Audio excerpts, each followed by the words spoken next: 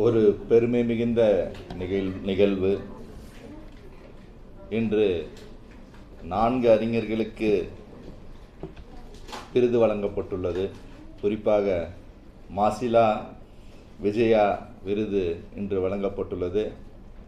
அந்த விழாவை தலைமையேற்று நடத்தி கொண்டிருக்கும் மேனாள் நீதியரசர் ஹரிபரந்தாமன் அவர்களே,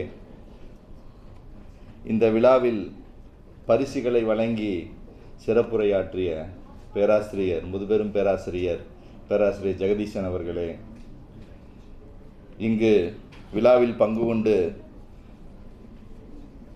வாழ்த்துறை வழங்கவிருந்த மியான்மர் கவுன்சில் ஜெனரல் உயர் திரு ரங்கநாதன் அவர்களே, இங்கு பரிசுகளை பெற்று இங்கு விருதுகளை பெற்று அமர்ந்துள்ள உயர் திரு பாலகிருஷ்ணன் ஐயா அவர்களே, பேராசிரியர் பிச்சப்பன் அவர்களே, பேராசிரியர் ராஜன் அவர்களே, இங்கு கலந்து கொண்டுள்ள ஆன்றோர்களே, பெரியோர்களே, சான்றோர்களே, நண்பர்களே, அனைவருக்கும் என்னுடைய முதற்கண் மாலை வணக்கத்தை தெரிவித்துக் கொள்கிறேன். எங்களுக்கே நெகிழ்ச்சியாக இருக்குது. ஆனால் இந்த ஒரு ஏற்பாட்டை செய்த பேராசிரியர் மாசிலாமணி மற்றும் பேராசிரியர் விஜயலட்சுமி அவர்களுக்கு முதலில் நாங்கள் நன்றியை தெரிவித்துக் கொள்ள வேண்டும். ஏனென்றால் இது ஊக்கம். இங்கே சொன்னாங்கலாம் ஹீரோலாம் கிடையாதுங்க. நாங்களாம் ஒரு வேலையை செய்கிறோம், அவ்வளோதான். எங்களுடைய பணியை நாங்கள் செய்கிறோம். அந்த பணிக்காக இந்த விருது நினைக்கும் பொழுது மிகவும் மகிழ்ச்சியாக இருக்கிறது. இந்த விருது எங்களை இன்னும் ஊக்கப்படுத்தும், நிச்சயமாக ஊக்கப்படுத்தும். ஏனென்றால் இன்னும் அதிகமாக நாம் செய்ய வேண்டும், கருத்துக்களை நாம் எடுத்துச் சொல்ல வேண்டும் என்பதை எங்களுக்கு இந்த விருதுகள் எங்களை ஊக்கப்படுத்துகிறது. அதற்காக இந்த விருது வழங்கிய மாசிலாமணி பேராசிரியர் மாசிலாமணி குடும்பத்தினருக்கு என்னுடைய நன்றிகளை நான் முதலில் தெரிவித்துக் கொள்கிறேன். ஹரிபரந்தாமன் ஐயா சொன்ன மாதிரி தான் இன்னைக்கு அது பார்த்தீங்கன்னா நம்ம கன்கரண்ட் லிஸ்ட்டில் தான் இருக்குது.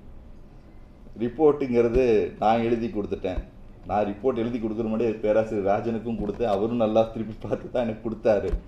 எல்லாத்தையும் கொடுத்து சில தவறுகள் இருந்தால் அதை திருத்துவதற்கு ரெடியாக இருக்கும். அதை விட்டு நீ எல்லாத்தையும் மாற்றி கொடுக்குறேன்னா எப்படி மாற்ற முடியும்? அது மாற்ற முடியாது. ஒரு வாட்டி எழுதியாச்சுன்னா எழுதினது தான். அதில் மாற்றுறது என்பதற்கான எந்த ஒரு சாத்தியக்கூறுகளும் இல்லை. ஆனால் அதில் பிடிவாதம் தான் அங்கே இருக்கிறது, வேறு ஒன்றும் கிடையாது. அந்த பிடிவாதம் இல்லை என்றால் ஆட்டோமேட்டிக்காக ரிப்போர்ட் வந்துன்னா இந்த ரிப்போர்ட் வந்தால் இது இஸ் பேசிக் ஒரு டீட்டெயில்ஸ் தான். என்ன இந்த அகழாய்வில் கிடைத்துள்ளன, இந்த அகழாய்வில் கிடைத்த தகவல்கள் என்ன சொல்கின்றன என்பது தான் இந்த ரிப்போர்ட்டை கொடுக்கும். வேறு ஒன்றுமே இருக்காது. இதை வைத்து பல ஆய்வுகள் செய்வதற்கு வழிவகை செய்யும். ஏன்னா இன்னும் ஒரு 1000 ரிசர்ச் பண்ணலாம். இந்த ஒவ்வொரு பொருட்களையும் எடுத்துக்கொண்டு நீங்கள் ஆய்வு பண்ண ஆரம்பிச்சிங்கன்னா கிட்டத்தட்ட எத்தனையோ ஆய்வு கட்டுரைகளை உருவாக்கலாம். அதற்கான வழிவகை செய்கின்ற ஒரு ரிப்போர்ட்டாக தான் என்றைக்குமே ஆர்கியாலஜிக்கல் ரிப்போர்ட்லாம் இருக்குது. ஆனால் ஏன் தடைப்படுகிறது என்பதுக்கு தான் பதில்கள்.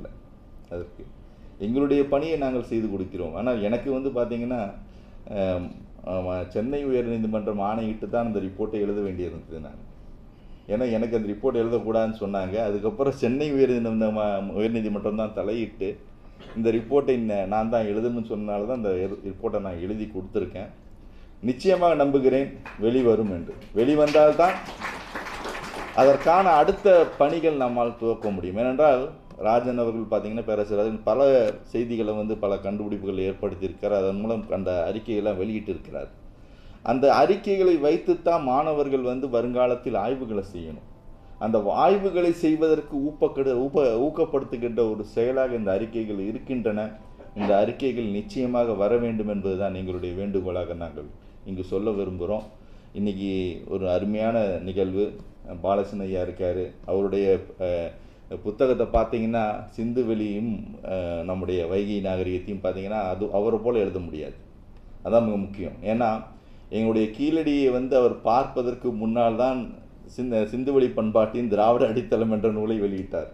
ஏன்னா அவர் வர்றதுக்கு 1 மாதம் முன்னாடி தான் அந்த புக்கே வெளியே வருது. அதில் அந்த கீழடியை பற்றி எந்த தகவலும் இருக்காது. ஆனால் அந்த கீழடிக்கு அப்புறம் அவர் மேற்கொண்ட ஆய்வுகள், தன்னுடைய 35 ஆண்டு கால ஆய்வுகளுடைய தொடர்புகளை அத்தனையும் அவருடைய ஜேர்னி ஆஃப் சிவிலைசேஷனில் கொண்டு வந்தார். அதான் மிக முக்கியமான ஒன்று. பல தரவுகள், பல செய்திகளை நமக்கு சொல்லிக் கொண்டிருக்கின்றன. நம்முடைய நாகரிகம் மிக பழமையான நாகரிகம், தொன்மையான நாகரிகம் என்பதற்கு பல வகையில் அறிவியல் ரீதியாக நம் ஆய்வுகளை மேற்கொண்டு வருகிறோம். நிச்சயமாக இந்த அறிவியல் ரீதியாக மேற்கொள்ளப்பட்டு வரும் ஆய்வுகள் இந்த பெருமையை நிலைக்க செய்யும். அதற்காக இந்த விருதுகள் எல்லாம் எங்களுக்கு உதவியாக இருக்கும் என்பதை நாங்கள் பெருமை கொள்கிறோம். இந்த விருதை வழங்கிய உங்கள் குடும்பத்தினருக்கு என்னுடைய நெஞ்சம் நிறைந்த நன்றிகளை நான் தெரிவித்துக் கொள்கிறேன். நன்றி, வணக்கம்.